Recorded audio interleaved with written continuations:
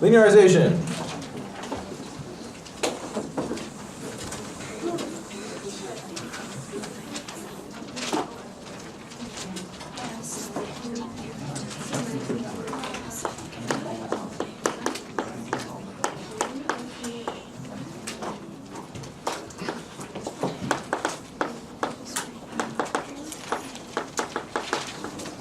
Some of you are doing your project on this. Okay, what are we going to talk about? We're going to talk about linear local approximations of functions. We're going to approximate square roots. We're going to talk about the small angle approximation, which I've mentioned before. We'll briefly talk about extensions, and then we'll do differentials.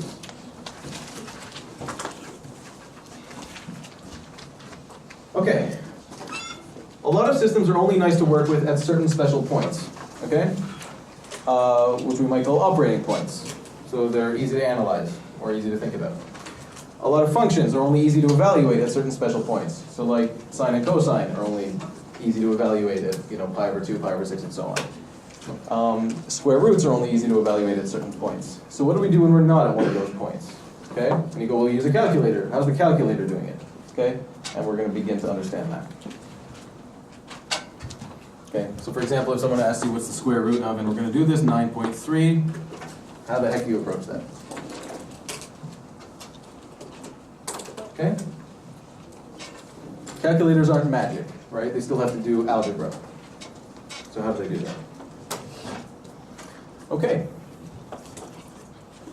So what we're going to do is, we're going to approximate a possibly complicated function, possibly complicated, or difficult to work with, function f,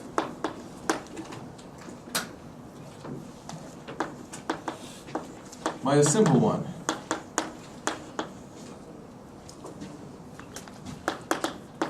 In the neighborhood of a point that we can handle.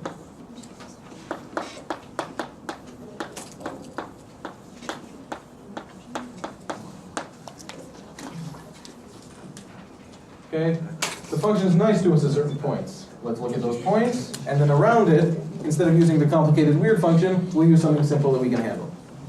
And the something simple is going to be a linear function. So in this case, simple means linear function, or a straight line function.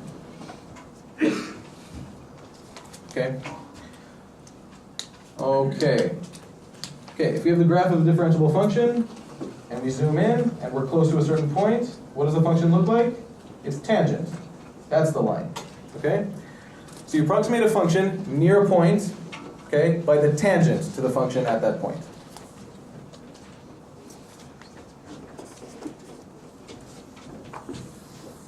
Okay, the fact that a differentiable function looks like it's tangent at the point of tangency and near the point of tangency is why we can say that the instantaneous velocity is just the slope of the tangent. Picture.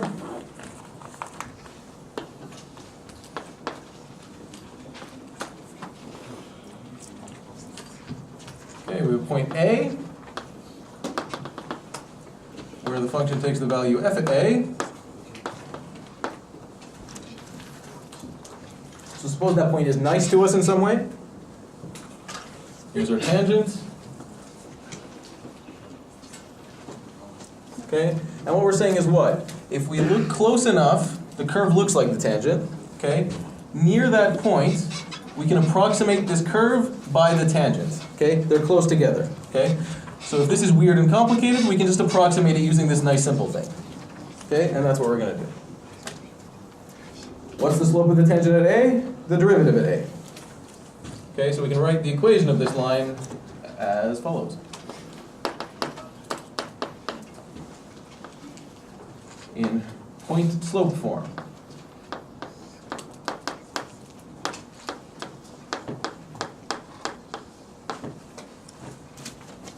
Okay, that's the equation of the tangent in point slope form, which is a handy form. Okay? Y minus the y value of the point of tangency is equal to the slope of the tangent, or the derivative, times x minus the x coordinate of the point of tangency. Okay? If you don't know what point slope form is, let me know. Okay. Or look it up. very easy to find. Okay. Again, these things are called local approximations because we're only approximating this guy by this guy when we're close to that point. Okay, so it's a local approximation. Okay. There you go. Linearization. If f is differentiable at a, otherwise what are we doing taking the derivative? Then the linearization of f at a is defined as that. Don't get bogged down in notation. Understand all we're talking about is we're just writing the equation of the tangent and using it. That's it. The approximation that the function is approximately equal to its linearization is called the linear approximation of f at a. Okay, so this approximation we're talking about is called the linear approximation. And that equation I just wrote is essentially the linearization.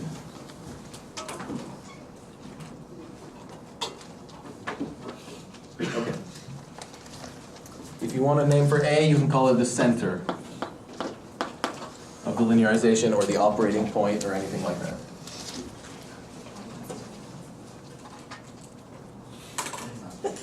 Okay, you're saying what's the point? Again, f might be weird in some way and so hard to deal with. Whereas a line is quite simple. Okay, so once we know this guy and this guy, it's really easy to evaluate the line at any point, whereas the function might be hard to evaluate. Okay? So we've got something simple, and that's the point. Okay. Okay.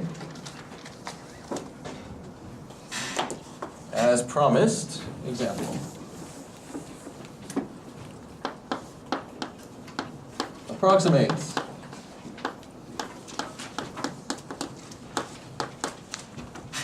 The square root of 9.3. Why is that hard? 9.3 isn't a perfect square. Okay? You have no easy way of guessing that value. So what do? Let's let f be the square root function. Okay? And we want f at 9.3.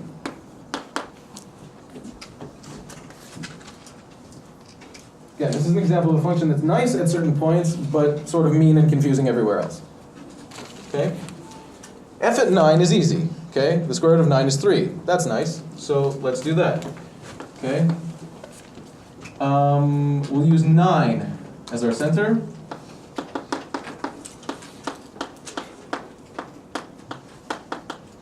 Okay? So that's our A value. Okay? 9 will be our center. Why? It's nearby. And remember, this is a local approximation. We should only be talking about a center that's near the points that we care about, or points that are near the center. Okay, so 9.3 is close to 9, so that's good. And what else? F at 9 is easy to calculate. The function is nice at 9. We know the square root of 9 is just 3. Okay, and also the derivative at 9 is also easy, which is important. Okay, so we center around a point that's close by, and that's easy to deal with. Okay, linearization.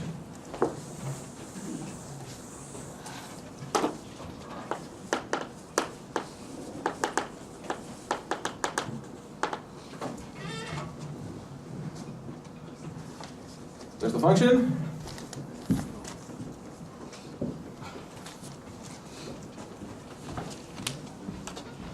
That's 9. That's f at 9, which is 3. And we want that thing. Okay, so again, what do? We approximate our function by the tangent to the curve at that operating point. The operating point here, again, is that center 9, a nearby point that's easy to deal with. Okay? So I've drawn the point of tangency there. I've drawn the tangent there. We just have to write the equation of the tangent. This notation may be weird, but it's meant to clarify, okay? We're talking about the linearization centered at 9. Nice and easy. Okay. And then we just use the equation that was on the previous slide.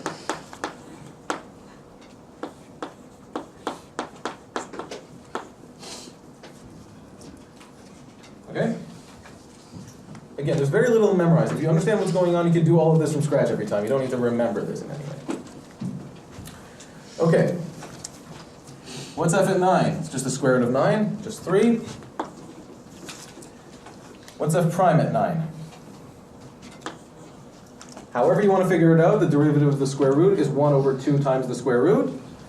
So this is 1 over 2 times the square root of 9, which had better be simple to do. 1 over 2 times 3, 1 over 6. So look at that, we got 3 plus 1/6 x minus 9. If you're in love with y equals mx plus b, you can rearrange that to look like y equals mx plus b. Okay. And again, local approximation, look at how close the tangent is to the curve, close to the center. Okay. Zoom in.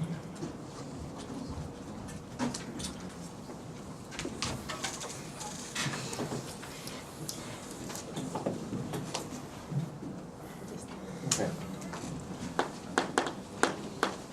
Linear approximation.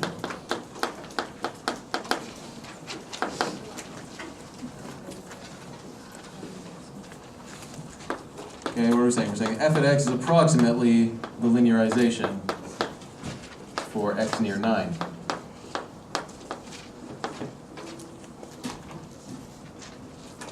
I'm willing to bet my right arm you won't be writing all of this every time if you have this on the test, right? I'm just writing this to guide you. Okay. Almost there. We wanted the square root of 9.3, okay, which is just f at 9.3. And what are we saying? We're saying we can approximate that by where the tangent is there. Okay? Easy peasy. Plug 9.3 into that.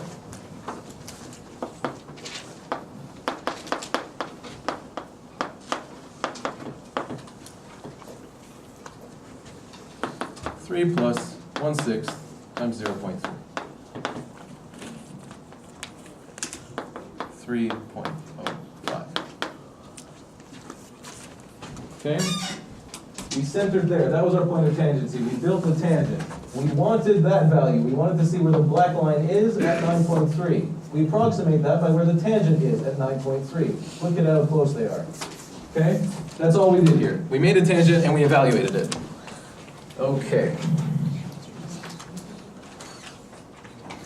I'll draw a quick picture, and that's it. Okay, we drew the tangent at 9, and the level there is 3. We wanted to know where we are at 9.3.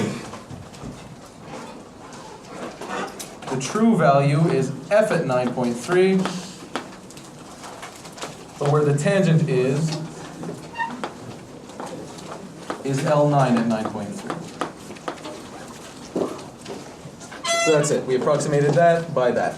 And look at how close they actually are. Okay, everybody. Thank you, and I will see you next time. We were doing linearization last time.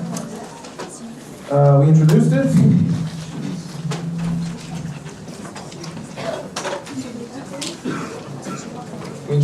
We drew a picture, we wrote formulas, we gave the definition, and we did an example. So I'm going to start over with the end of that example. Shh. Okay, so in our example, we were going to approximate, or we did approximate, the square root of 9.3.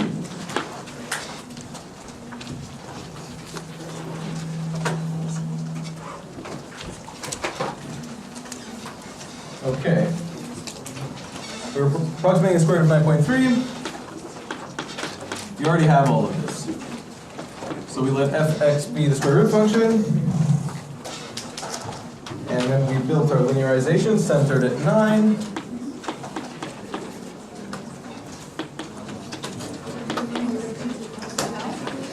Guys, keep it down.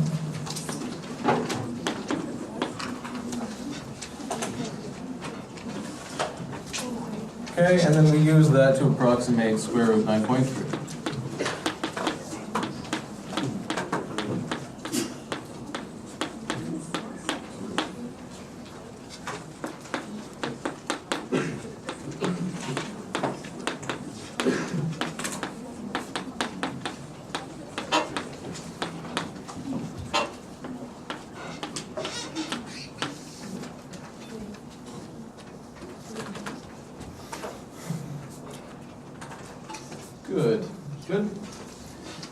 Okay, and I drew a picture last moment, so I'll do that again.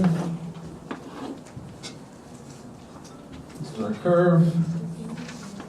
This was our center. We drew our tangent. That was 9. We wanted 9.3.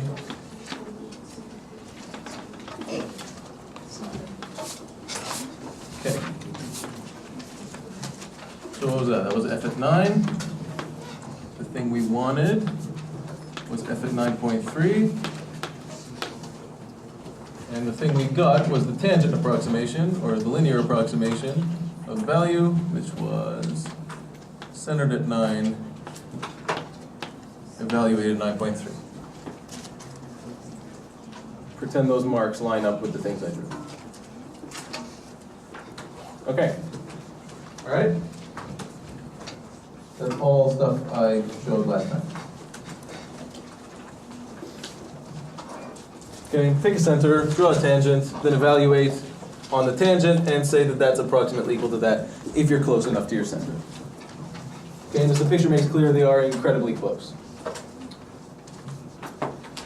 Okay.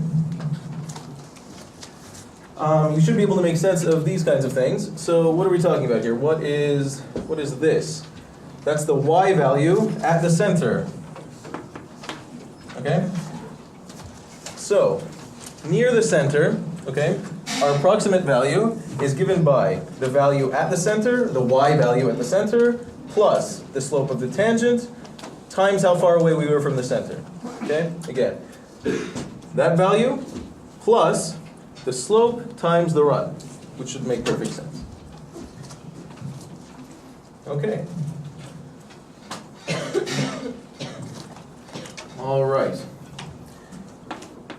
You can punch in square root 9.3 into your calculator and see that that value is correct. I'll say to 4 significant figures. I'm only showing 3. If I put a 0 on there, it'll be correct to 4 significant figures. And it is this far away from the true value.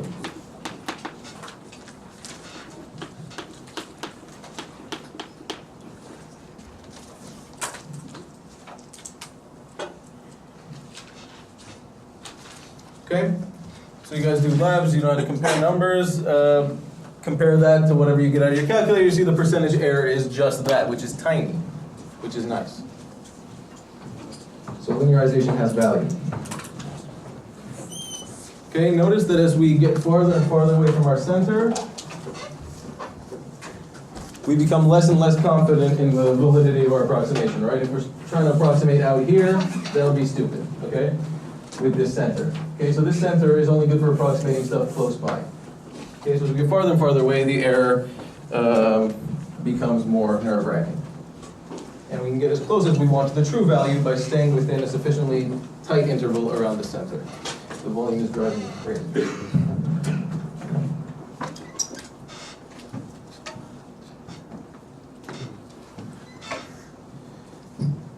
Okay. All right. This is an overestimate of the true value. Okay? 3.05, or am I going to write this? 3.05 is greater than the true square root of 9.3. Okay, we got an overestimate.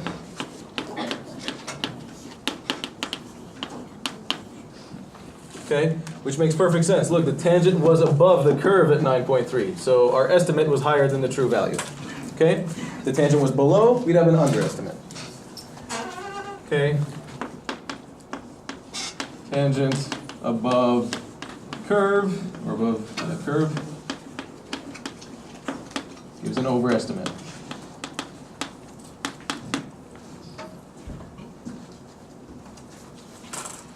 Okay, if you're below the curve, at the value you're evaluating, you get an underestimate. Okay, that's it for that example. Any questions? Awesome. All right. A physicsy thing, a pendulum.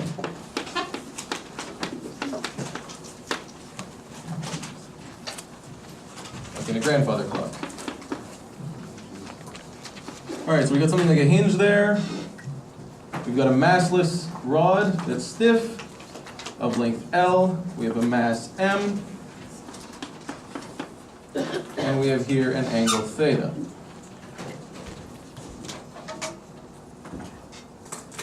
Okay?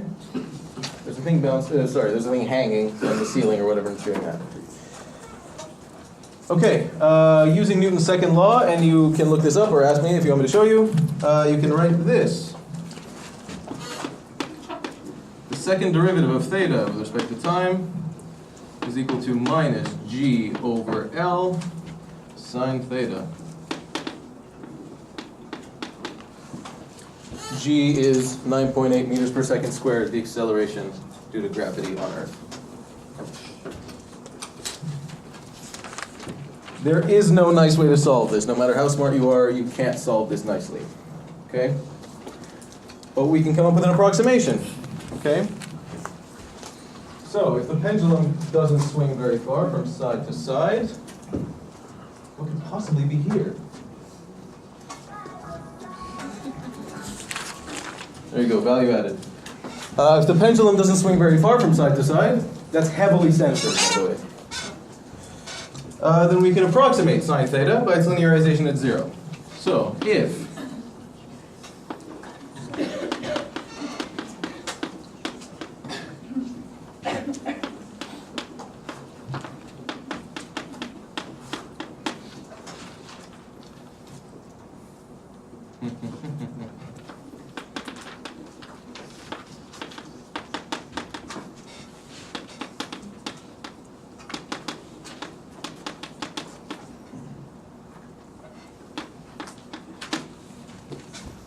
okay, if we don't swing very far from side to side, theta stays near 0, that angle stays small, and so we can approximate sine theta by its linearization at 0. Okay?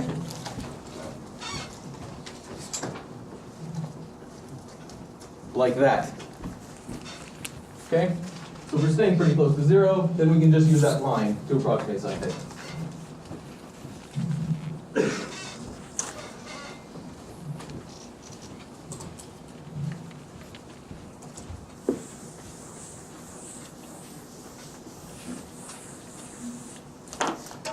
Okay, let's do what we always do.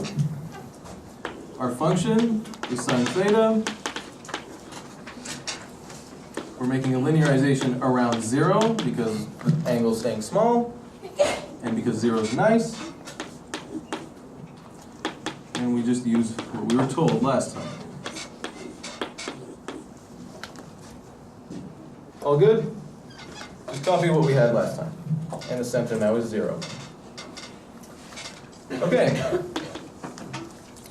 Sine at 0 is 0. The derivative of sine is cosine. Evaluate that at 0. You get 1. That's 1. That's theta minus 0. So you just get theta. How beautiful. Okay? So, that's your function, that's your linearization centered at 0, and your approximation is that these two are approximately equal for theta near 0. So what do you say? You say that sine theta is approximately theta for small theta. Which is something you may have heard me say before. Yes, ma'am? What symbol are you drawing for? Yeah, for which? For The approximate? No, this. Yes. That's good? Yes, thank you. Good?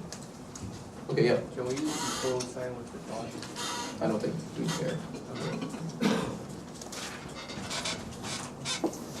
I've started always using this, so. Okay? I don't think we're picky about that sort of stuff, if you mean course-wise. Okay, that makes sense? Okay, formula from last time, and then you just come up with that. Excellent. Okay, and as you can see, there we go. Sine theta is very, very accurately approximated by theta near 0. Okay. And again, I've told you this before. It's called the small angle approximation. And I told it to you before when we talked about the limit of sine theta over theta as we approach 0. And you remember that limit was 1. And I said that that might be an indication that sine theta is close to theta when theta is close to 0. And that's exactly what this is. Okay? So this is fantastically handy. It comes useful in Gaussian optics. So when you're designing lenses, the equation for designing a lens involves this kind of approximation. And here, what can we do with it? We had that differential equation. We said this was ugly and hard to solve. But we can approximate this thing by just theta. So, we get this differential equation. Minus g over L and just theta.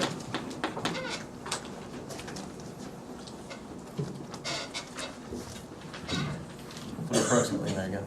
Approximately. Okay, in sciences everything is approximate anyway, so we're not too fussed. Okay? And it's a good approximation. And this is solvable. And in fact, we saw a differential equation like this last time, or a few times ago, when we talked about the mass on a spring. Exactly the same differential equation. Then we were talking about displacement from equilibrium, and the solution was a sinusoid. And here we're talking about the displacement, the angular displacement from equilibrium. And that's now a sinusoidal function of time. Okay? So we took something that was intractable, but by linearizing around a nice operating point, we were able to write something that we can solve and describe nicely. Okay? Okay.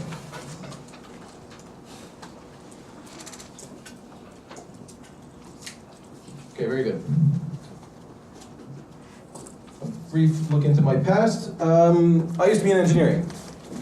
And when you're designing control systems for things, for instance, this was an assignment we were given in 4th year where we had to program a control system for a beam that was supposed to balance a ball at a particular position. Okay? And part of that, you have to model stuff. Okay? So there you go. Diagram, slightly more complicated than this kind of stuff. Differential equations, work, and then here, look, small angle approximation. For small phi, sine phi is approximately equal to phi. And if you use stuff like that, you can get linear versions of things. And the point is that the control systems, we have a lot of tools for controlling linear systems. And so when you have a complicated system, it's quite good to be able to approximate it as a linear one and then use all the control tools you have for linear systems.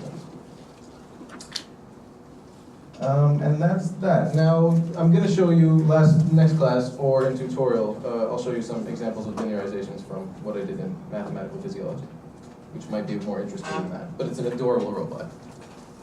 And it's beautiful to make something work. What else?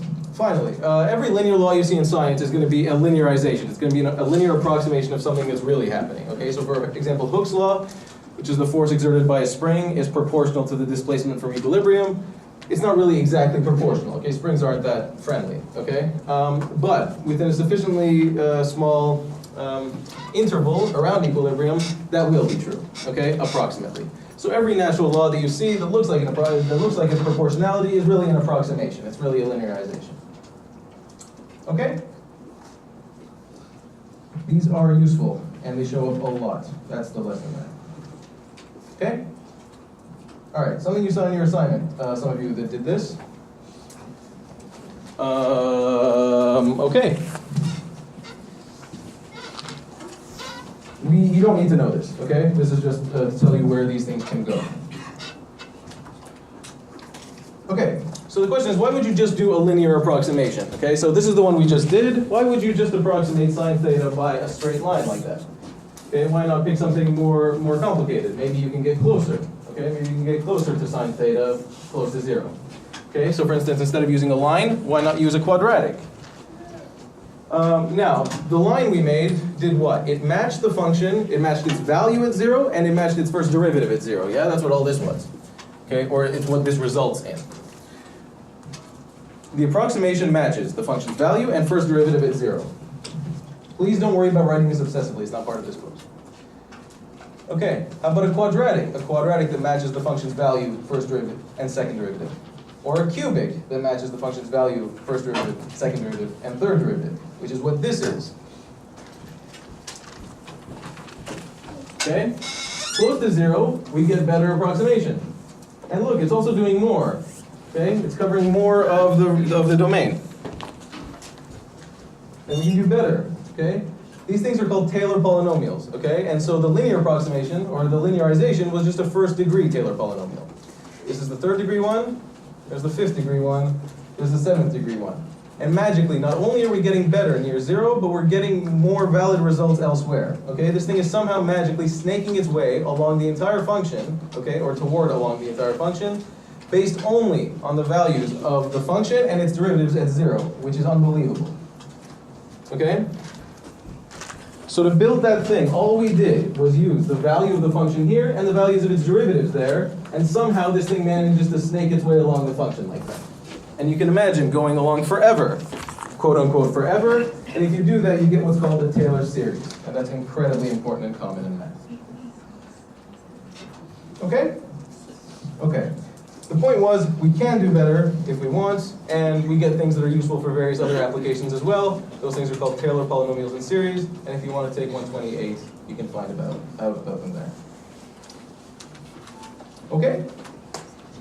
And a computer might conceivably use this kind of thing, in some cases, to approximate the values of certain functions. Okay. Still on linear approximations. We're talking about differentials.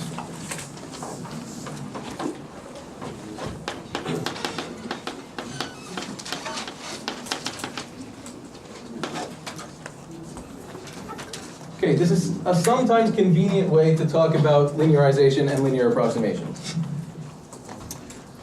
So let's draw a picture.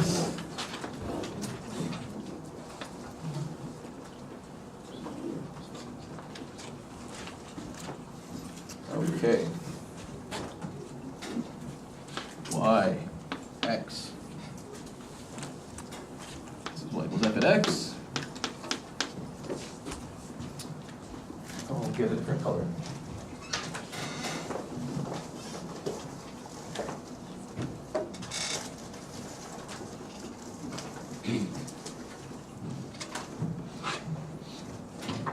Okay. Okay, suppose we start at x value. Do I want to start there? Yeah, maybe. There. Okay, suppose we start at an x value a. Okay? So we're here. And we change x by an amount dx. So that's a plus dx. Okay? How much does the function change by?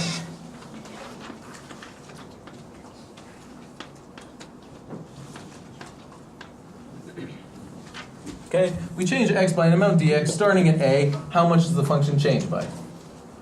Okay, so that distance, directed distance is dx. That directed distance we call delta f.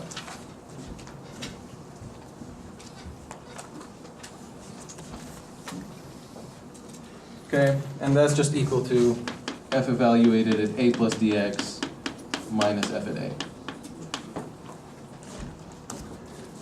Okay, now that might be complicated. It might be hard, it might be confusing to think about, it might be confusing to calculate. So can we approximate it?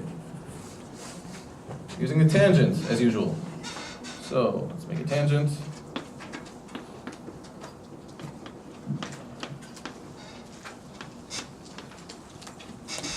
We make a tangent at a, and we see that as we change x by an amount dx, the tangent rises by this amount, okay?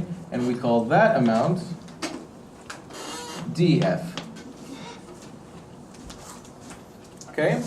df is the linear approximation of how much the function changes as we change x by an amount dx. Okay, and that's it. And this was the linearization centered at a.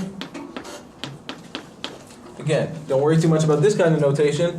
What are we doing? We're approximating this thing by a tangent, and df is telling us how much the tangent rises as we increase x by an amount dx. Okay? It's an approximation, a linear approximation of the true change in the function. Okay? Okay, I'm writing df and delta f. If you like to write dy and delta y, you can do that too. I wrote both versions there. Pick whatever makes you feel less awkward. Okay, and I'll just rewrite that again. If x starts at, oh boy, I'll be careful. I'm going to skip some of the stuff I've written. Here we go. If x starts at a and changes by some amount dx, then f changes by a corresponding amount that we call delta f, and the linearization, or the tangent, changes by an amount we call df.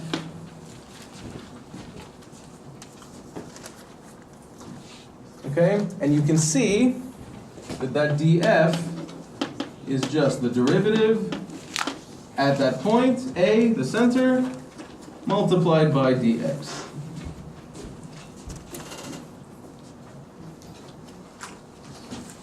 Okay? If you like rises and runs, that should make sense. The slope here is that derivative, okay?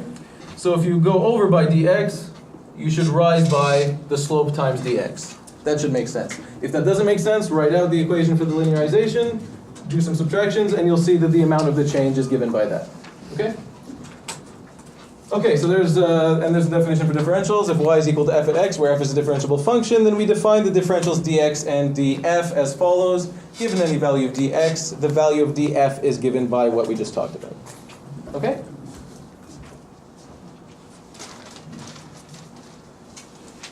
Okay.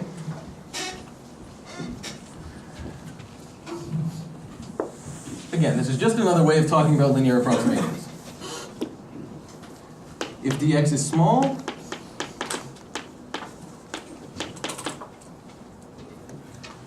the linear approximation can be written as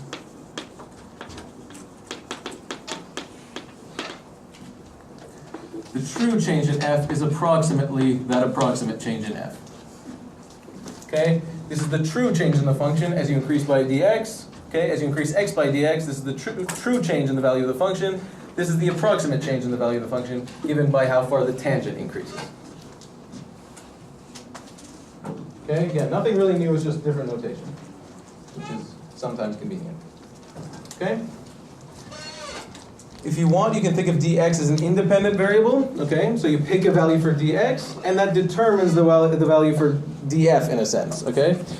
Okay, so look over here. Dx is an independent variable. You pick its value. The value of df is determined by the value you picked and the value of the derivative. Okay? So dx is an independent variable. Df is a dependent variable. If you want to think about it that way. Notice that if dx is not equal to 0, what magical thing do we get? We can divide both sides by dx. Okay, and I'll write it from that form. Without the a, we get the derivative is equal to df over dx. Which is fantastically nice. Okay, so when we view these things as differentials in that sense, then we can separate them and do that. And we can see this as a quotient, which I've hinted at before. I said don't usually think of this as a quotient unless you're thinking of df and dx as differentials, in which case you can. Okay? So that's a symbol you've seen before, but you've only ever seen it in one piece. You've never seen df and dx divorced like that. Okay, it's sometimes convenient to think of, I know I'm doing a lot of talking.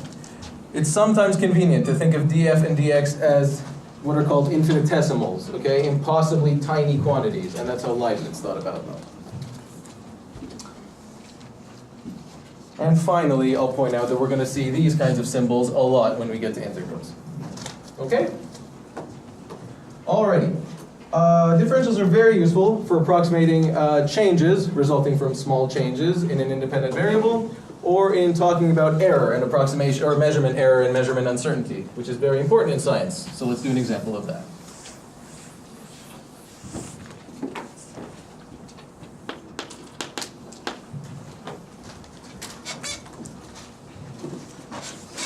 If I'm just plowing through and you have questions, please tell me.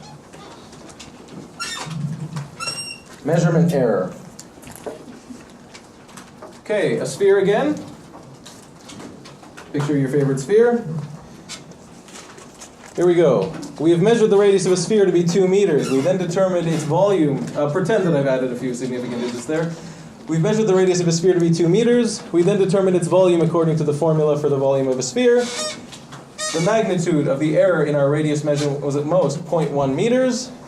Estimate the maximum possible magnitude of the error in our computed volume. Okay, good? All right, every distance I'm going to talk about in meters, and volume is going to be in meters cubed. Here we go, we'll use differentials for this. If, what's this called? Spheres. Okay. If the error in radius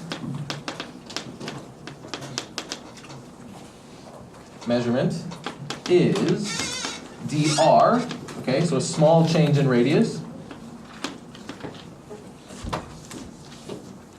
Okay? So how can you think about this? You can think that that's your sphere. Imagine that in 3 dimensions, obviously. Okay? The value you measured was 2 meters, but what if there was measurement error of 0.1? What does that do to the volume? Okay? That's 0.1, that's 0.1.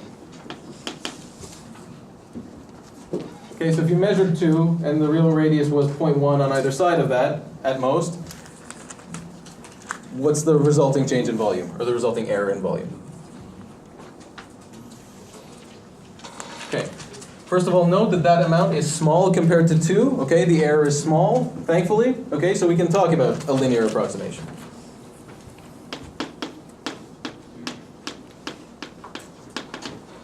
Then the error in the computed volume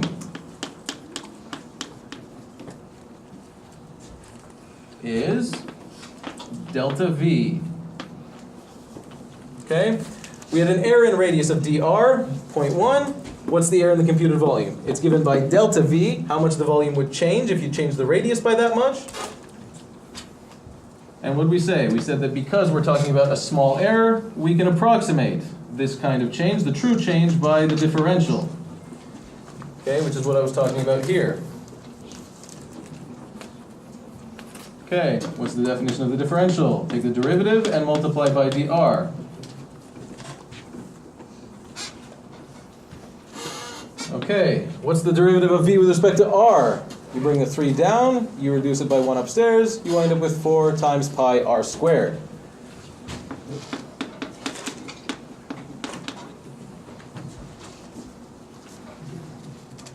Okay, wonderful. 4 pi, what was r? 2 meters. What was dr? 0.1.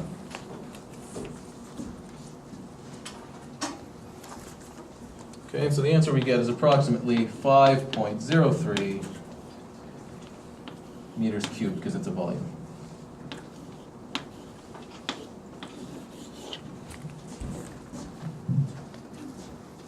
Okay, so if we made that kind of a mistake in measuring the radius, we expect a mistake of that kind of size in our calculation of the volume.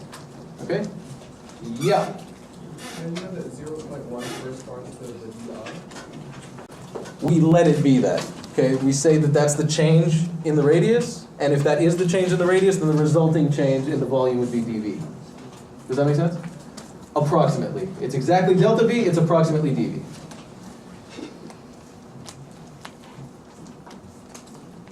Okay, good? Yes, ma'am. One more time. The gods told us. Someone smarter than me came up with it, that's all. That's it.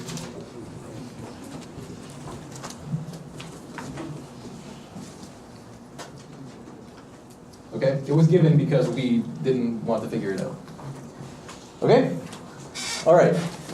I realize some of this is small, make sure this makes sense. Okay, so we said the true, the measured radius was 2. What if the true radius was at most 0.1 either side of that? What kind of change do we expect in the volume? Right. Okay. Now, again, that was an approximation just for fun. What was the exact error? Exact value is delta V. Okay. So it's just, what would be the volume if the radius was actually 2 plus 0.1 minus, what did we determine with the radius that we measured of 2? And if you calculate that using that formula, you'll get something like this.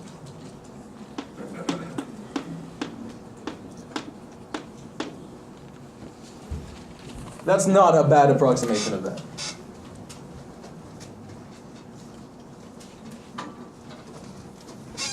And there's a picture that's not in your slides yet. So I'll post this after. Okay, so if we move over by 0.1 in radius, then the volume changes by delta V, and we approximate that really, really accurately by dV. Okay? Notice that I only really talked about increasing R by 0.1. If you decrease R by 0.1, the line will give you the same error magnitude. The curve will give you a slightly different error magnitude.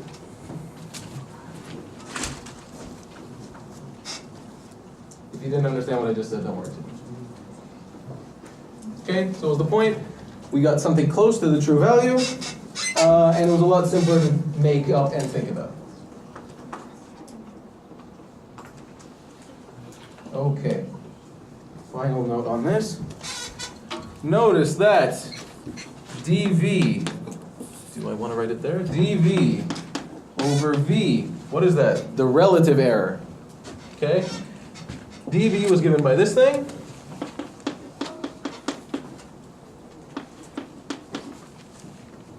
V was given by 4/3 pi r cubed. Cancel, cancel, cancel, cancel, cancel, cancel. And we wind up with something. We wind up with 3 dr over r. What does that tell you? That tells you that with a sphere, the relative error in radius gets multiplied by 3 to give the relative error in volume, okay? Or the percentage error in radius gets multiplied by 3 to give the percentage error in volume, okay? And in this example, we had, I believe, the relative error in radius was 5%, and that resulted in a relative error in volume of 15% in this example. Okay? Can you repeat that? Yeah, what? The whole thing? dV over V is the relative error in volume, okay? So it's the error relative to the amount. Does that make sense? Okay, and you can think of that as a percentage. In this case, it's 15%. If we sub in for dV and for V and simplify, we get this. So it tells us that the relative error in volume, or the percentage error in volume, is equal to 3 times the relative error in radius. That's all right. And in this example, the numbers are 5% and 15%. It may be more satisfying to talk about relative errors than absolute errors. This looks like a different example. It's not. If I say if the sphere of radius 2 increases in radius by 0.1 meters, what's the resulting change in volume approximately? It's exactly the same thing. It's the same as the error question. Okay? If I say blow this thing up by that much, what's the change in volume? Exactly the same deal. Okay?